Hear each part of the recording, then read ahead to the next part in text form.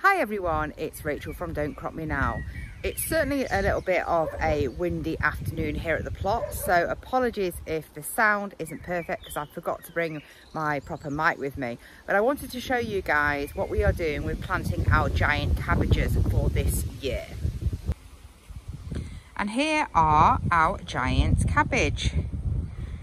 I'm only going to plant two. Last year I actually only planted one, but I've decided after researching a little bit online for some other giant growers that I might be able to fit these two within a 6x3 bed. And last year we put the only one within the 6x3 bed, so it was a little bit of a waste of space.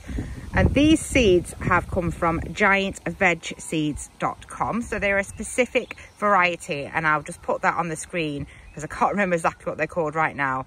But they are bred to grow large, so they are for sort of giant cabbage specifically. And as you can see, they are rather big. I would say in diameter, they're about the same size as a smaller cabbage when it would be at the harvest stage. Obviously that would have more leaves, but the sort of diameter of that. And these ones are really only at the planting out stage. So you can see that they're not really hearting up, but they do have the start of some leaves in the center then. We are going to plant them in this bed over here, which is a 3x6 bed. And from that research online, I figured out that I'm going to try the two in the one bed. We're going to use these recycled sort of, what do you call it, a bow stand, are they called? I'm not sure. They're the sort of stands that you put notices on. That these were actually on one of our plots when we took over, but we're going to use them as a frame to support the netting. I did use them as a frame for the giant cabbage last year when we only put one in, but it was a bit of a faff and quite difficult to move everything off them because they were sort of a bit in the way.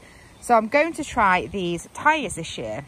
And obviously I do realise there's a pros and cons for using tyres, but we're probably not going to, we probably won't eat these cabbages if they end up that big anyway. So I'm not too worried about that.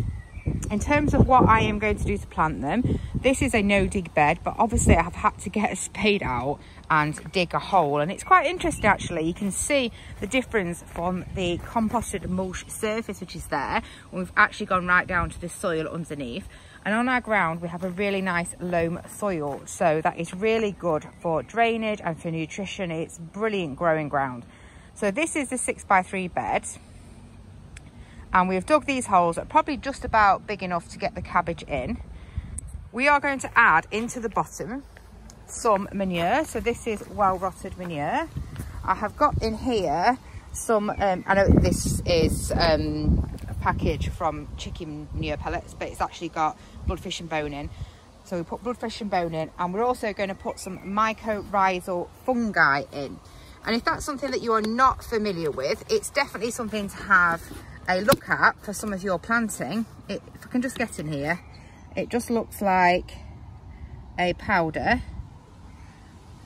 and it's a powdered form of a type of fungi that has a symbiotic relationship. It works together with the plant to try and increase the root system, and really we should have quite a lot of that in the soil because we've got a no dig system, but I'm going to give them a bit of a boost just to see if that helps.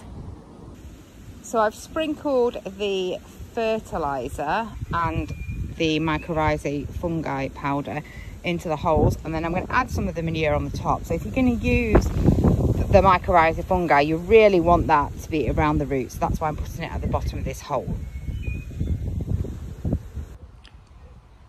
Now I've filled those holes completely with manure, and I just stamp that down, and I put a bit more of that mycorrhizae fungi powder on top. Really want to give them a good boost with that.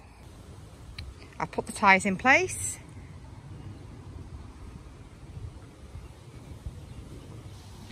It's also a good idea when you're planting anything out really, is to make sure that those roots are nice and moist before you actually put them into the ground. So I've actually stood these in a bucket of water and let them soak that water up for a good 5 to 10 minutes beforehand. And I use that in addition to watering them in, which I'll show you once the plants are in the ground. And just look at that root system. It's definitely at the right time to pot out. It came out of the pot easily, but it's definitely not root bound. So I've placed my cabbage within the tyre, and as you notice, I've pulled off some of these slightly yellowing outer leaves because the likelihood is they're going to die off anyway, and they will just attract slugs. And obviously having that tyre around is going to be a slug haven too, so I don't want extra things to invite the slugs in.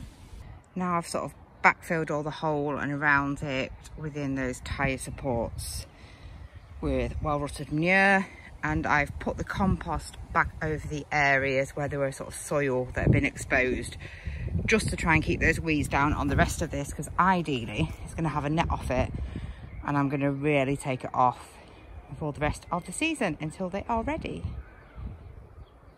So I put the two supports on the end. They don't look the best. I wanted to have them standing up, but the problem with those feet is they would have been sticking out massively over the edges, which would have been a real trip hazard.